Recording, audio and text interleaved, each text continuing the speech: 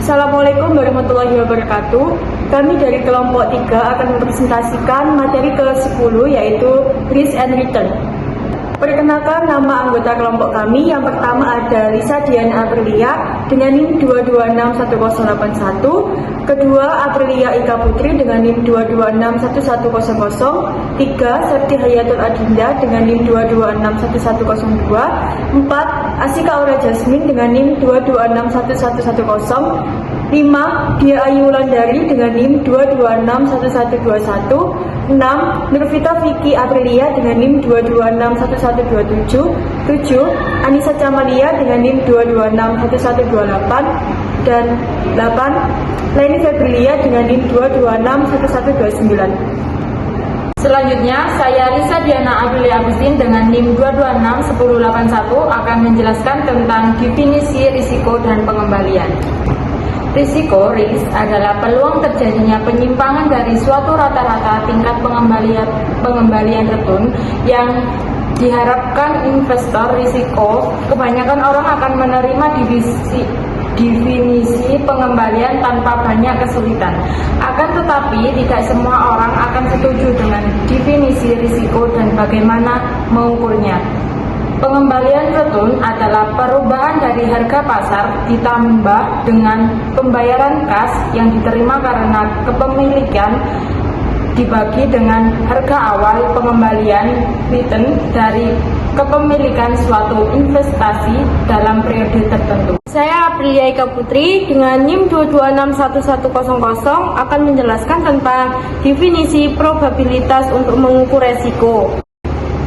Untuk semua sekuritas kecuali sekuritas yang bebas resiko, pengembaliannya yang diharapkan dapat berbeda dari pengembalian yang diterima. Untuk sekuritas yang beresiko, tingkat pengembaliannya aktual dapat dipandang sebagai variabel acak pada distribusi probabilitas atau probability distribution. Definisi dari probabilitas untuk mengukur resiko meliputi 1. Imbal hasil yang diharapkan dan deviasi, 2. Penggunaan informasi deviasi standar, 3. Koefisien variasi. Saya Septi Hayatul Adinda dengan NIM 2261102 akan menjelaskan tentang sikap terhadap risiko. Pada kenyataannya, menghubungkan ekuivalen kepastian seseorang dengan nilai moneter yang diharapkan dari investasi atau peluang yang beresiko untuk mendefinisikan sikap terhadap risiko sebagai berikut. 1. Ekuivalen kepastian lebih kecil dari nilai yang diharapkan, maka individu tersebut cenderung suka menghindari risiko atau risk aversion. 2. Ekuivalen kepastian sama dengan nilai yang diharapkan, maka individu tersebut cenderung berpendapat netral terhadap risiko atau risk indifference. 3. Ekuivalen kepastian lebih besar dari nilai yang diharapkan, maka individu tersebut cenderung suka mengambil risiko atau risk preference. Sebagian besar investor cenderung menghindari risiko atau risk aversion. Jadi, investasi berisiko harus menawarkan pengembalian yang diharapkan daripada investasi yang berisiko lebih rendah agar orang-orang mau membelinya. Singkatnya, tidak ada yang gratis ketika kita berinvestasi. Saya Asika Aura Jasmine akan menjelaskan tentang risiko dan pengambilan dalam konteks portofolio. Yang pertama ada pengembangan portofolio dan yang kedua adalah risiko portofolio dan pentingnya covariance. Saya akan menjelaskan salah satu, yaitu yang pertama pengembangan portofolio. Pengembangan portofolio merupakan rata-rata tertimbang dari pengembalian yang diharapkan dari sekuritas yang ada dalam portofolio tersebut, yang bobotnya sama dengan proposal dari total dana yang diinvestasikan dari setiap sekuritas atau buku totalnya harus 100%. Yang kedua adalah risiko portofolio dan pentingnya covariance. Covariance sendiri adalah ukuran statistik di mana dua variabel, misalnya pengambilan sekuritas, bergerak bersama-sama. Covariance yang positif menunjukkan bahwa rata-rata dua variabel yang akan bergerak bersama-sama. Covariance negatif menyatakan dua variabel itu bergerak pada arah yang berlawanan. Saya Dia Ayu Wulandari dengan NIM 2261121 akan menjelaskan model penetapan harga modal aset. Berdasarkan perilaku dari investor yang suka menghindari resiko, ada suatu hubungan equilibrium antara resiko dan pengembalian yang diharapkan untuk setiap sekuritas. Semakin besar resiko sistematis suatu sekuritas, semakin besar pengembalian yang diharapkan dari investor dari sekuritas tersebut.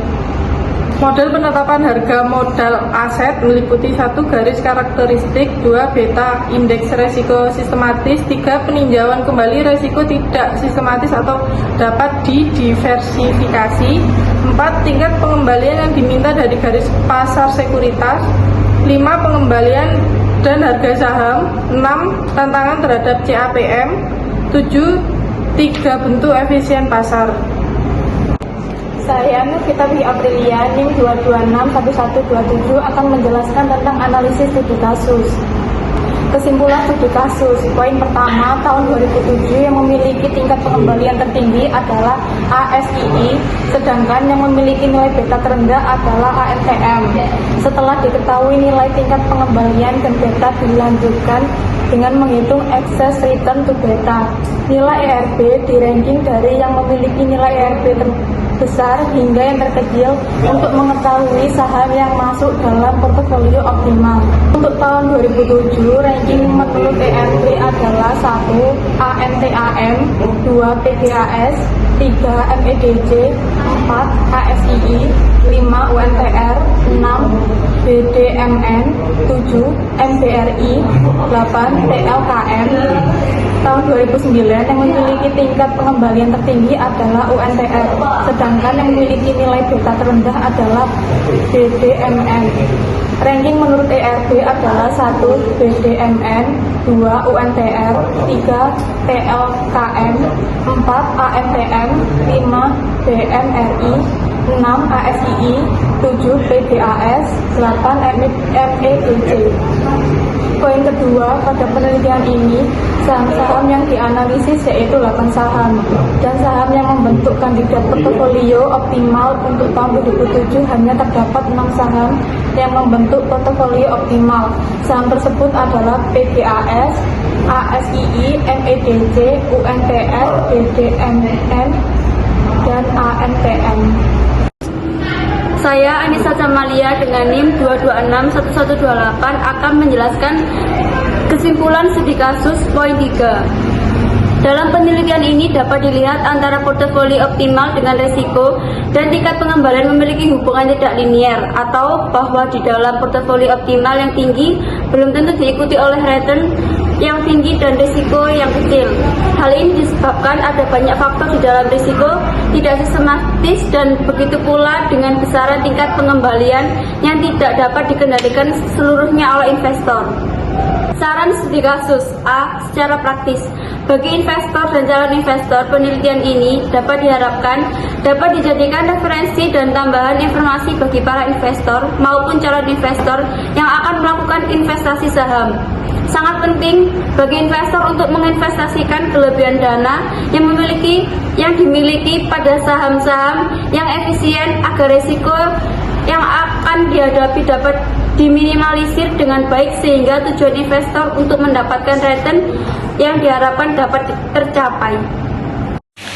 Saran studi kasus A. Secara teoritis, satu penelitian selanjutnya sebaiknya menggunakan penutup harga saham harian karena dapat memberikan hasil yang lebih akurat menetapkan portofolio optimal saham, menambah evaluasi dan efisiensi kinerja saham, agar investor juga mempertimbangkan keputusan investasinya berdasarkan efisiensi saham tersebut, menambah indikator untuk menilai saham khususnya faktor makroekonomi sesuai dengan analisis fundamental, serta menggunakan periode waktu yang lebih panjang dari penelitian ini agar hasil penelitian selanjutnya lebih tepat dan akurat.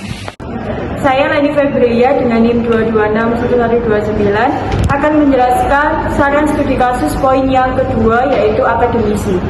Penelitian dengan metode CAPM ini diharapkan dapat dijadikan referensi untuk penelitian selanjutnya dengan sampel dan periode penelitian yang berbeda, sehingga perkembangan mengenai pasar modal khususnya investasi saham dapat selalu diketahui.